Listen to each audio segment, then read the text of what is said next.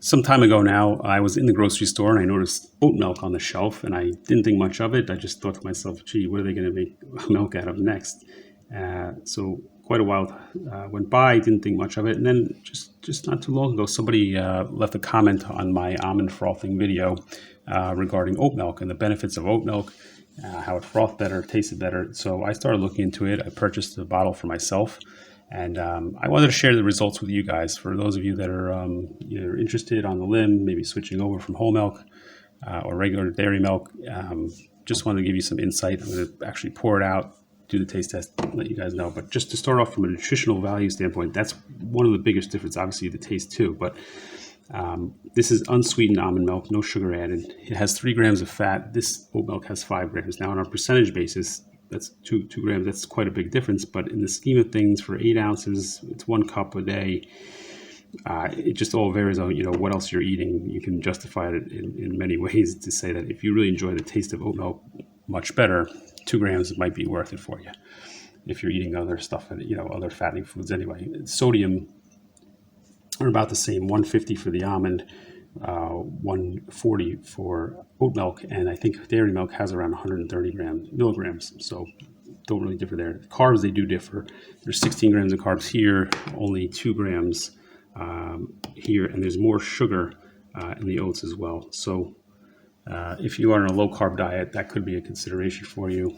The sugars could be a consideration for a lot of people. This has 7 grams of added sugar. I don't know if they make a version without added sugar. This obviously has 0 added sugars and only it says less than 1 gram.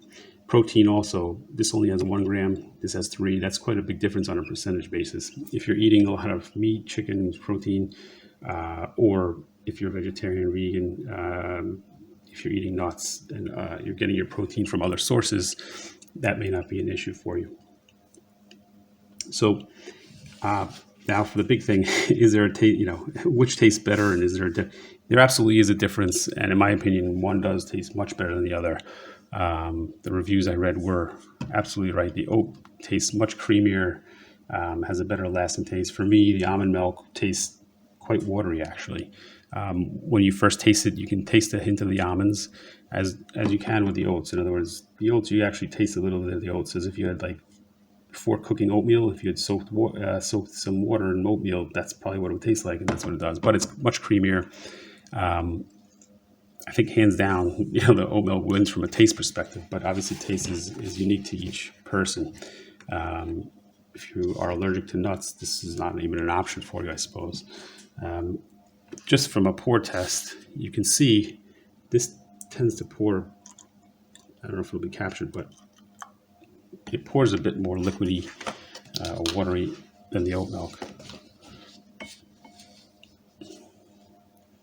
That comes out thicker. You can just see the viscosity of it. And then from a color perspective, there is a color difference. This looks more like the white, like the color of traditional dairy milk. This has a darker hue to it. Other than that, I mean, liquid-wise, if you stir it, it's not like one is so thick versus the other. I don't know if you guys haven't done it, but taste-wise, actually, maybe you can see it. This looks a little bit, the oat is a little bit creamier. It certainly tastes that way. I mean, the initial taste going down is when it hits your tongue is better from with the oats, and then the aftertaste also. The aftertaste to me, when you drink this almond milk, is that of water, and that's why I never really loved it. I'm going to do the froth test as well, and I'll do that in a separate video in case, this is just for people who are either, again, interested in switching over from dairy products or just new to oat milk or almond milk, one or the other, in terms of which is better to start with. If the grams of fat are not an issue for you and the added sugars go with the oat, it is a trade-off, right? Like everything else in life, the stuff that tastes better is probably not as good for you. That is the case here. But let me know what you guys think. Oh, I'll add that, look, there's always talk about, which uses a lot of water. Almonds use a lot of water to grow. Almond milk does take arguably a little bit more water to produce.